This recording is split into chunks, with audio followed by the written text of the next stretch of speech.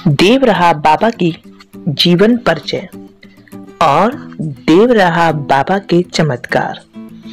भारत की धरती इतनी पवित्र है कि इसमें कई दिव्य संतों और महापुरुषों ने जन्म लिया है, जिनके बारे में आप जानकर चकित रह जाएंगे। ऐसे ही एक दिव्य संत थे देव रहा बाबा, जिन्हें आप योगी, तपस्वी, महात्मा, दिव्य आत्मा, जो भी आपके मन में हो आप कह सकते हैं। अच्छे व्यक्तित्व का निर्माण कैसे होता है, ये सब देव रहा बाबा को पता था।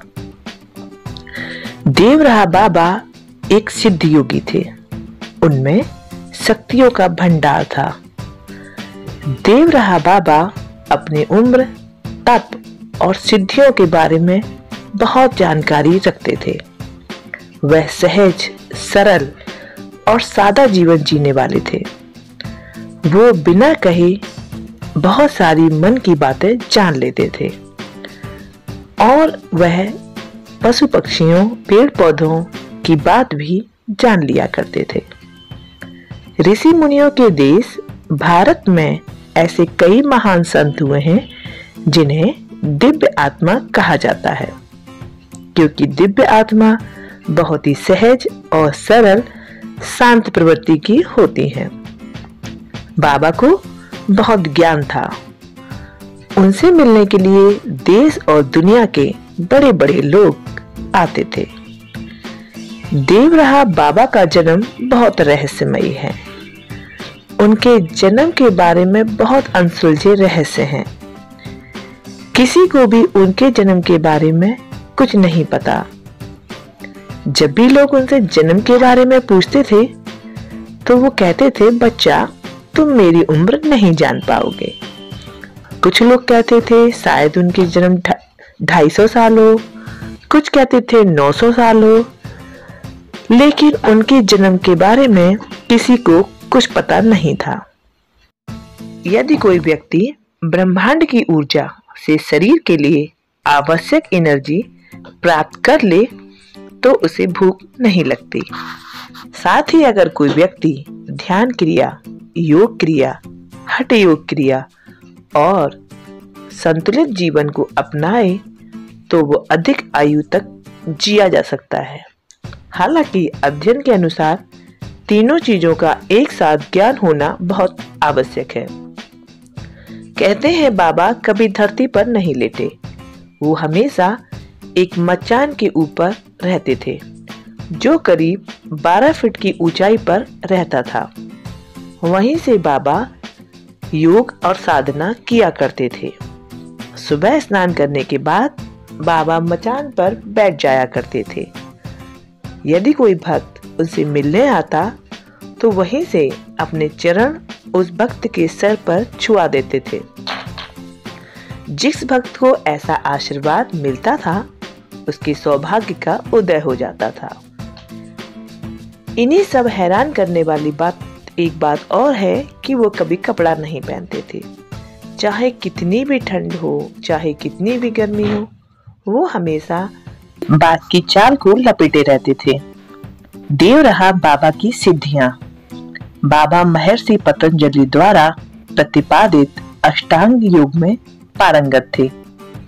हठ योग की 10 मुद्राओं में पारंगत थे, जिसके कारण वो कभी भी पल भर में कहीं भी जा सकते थे। उनके भक्तों के द्वारा कहा जाता था कि बाबा एक साथ 2 अलग अलग जगहों पर उपस्थित हो सकते थे।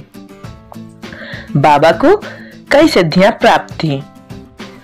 पहली सिद्धि जिसमें पानी में बिना सांस के रहने की, दूसरी जंगली जानवरों की भाषा समझ लेते थे और खतरनाक जंगली जानवर को पल भर में काबू कर लेते थे, जो एक सामान्य मनुष्य की बात नहीं है।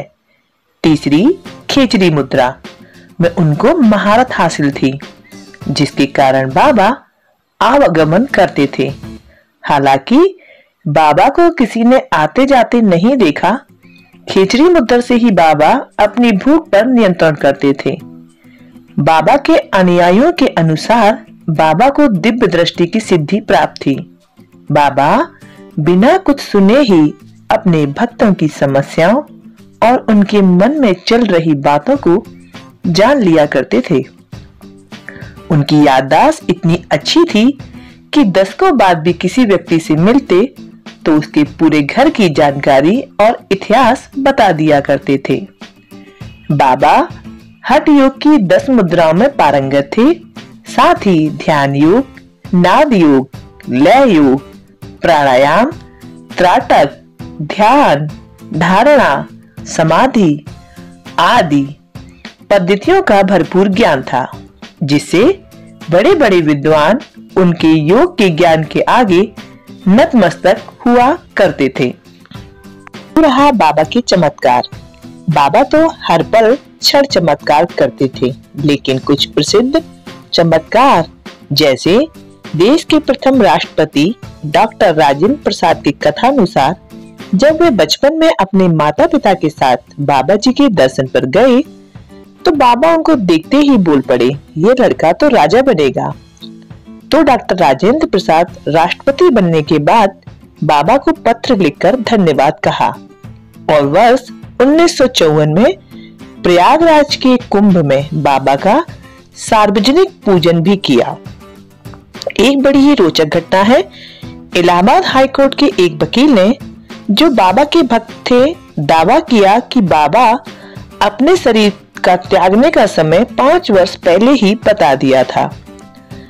तीसरी घटना है कि देश में आपातकाल के बाद चुनाव हुए और इंदिरा गांधी हार गईं और उनकी जमानत जब्त हो गई, जिसके बाद इंदिरा गांधी देवराहा बाबा से आशीर्वाद लेने पहुंची और उनसे कहा, हमारी पार्टी का चुनाव चिन्ह बताएं।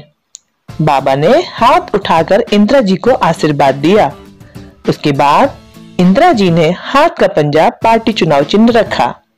उसके बाद इंदिरा गांधी को देश में प्रचंड बहुमत प्राप्त हुआ और वे प्रधानमंत्री बनी। चौथा, बाबा को निर्जीव वस्तुओं पर नियंत्रण करना आता था। वो पेड़ पौधों से बात किया करते थे। उनके आश्रम में बबूल के पेड़ लगे थे और उसमें कांटे नहीं थे। उनके आश्रम में खुशबू बबूल के पेड़ ही बिखरते थे। एक बार राजीव गांधी बाबा के दर्शन करने के लिए आ रहे थे।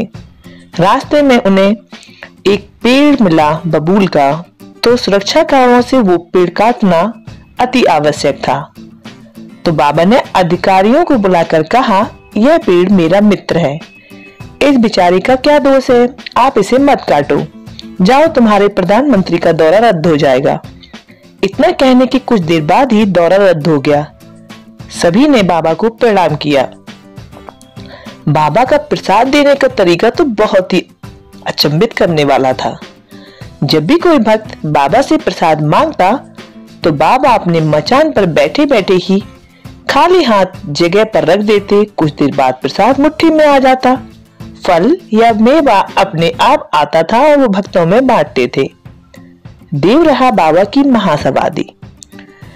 बाबा अपने शारीरिक जीवन के अंतिम दिनों में मथुरा चले गए और अंत समय तक वहीं निवासरत रहे। भक्त कहते हैं संवत 2047 की योगिनी एकादशी यानी 19 जून सन 1990 मंगलवार के दिन अचानक प्रकृति ने अपना स्वभाव बदलना शुरू कर दिया। पशु पक्षी व्याकुल की तरह इधर उधर भटकने लगे, आवाज करने लगे।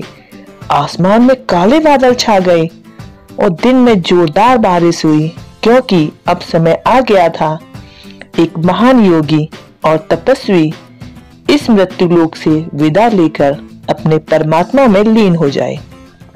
उसी समय योगी राज परमहंस देवराहा बाबा ने जल समाधि ले ली। बाबा ने भले ही अपने शरीर का त्याग कर दिया हो, परंतु ऐसे महान तपस्वी हमेशा अमर रहते हैं और भक्तों का कभी साथ नहीं छोड़ते। वे अपने भक्तों पर दया दृष्टि हमेशा बनाए रखते हैं, क्योंकि उनकी जल समाधि लेने के बावजूद भी कई भक्तों को बाबा की अनुभूति होती है। देवराहा बाबा का आश्रम ब्रह्म ऋषि योग राज देवराहा बाबा मंच आश्रम मईल, जिला देवरिया, उत्तर प्रदेश में है।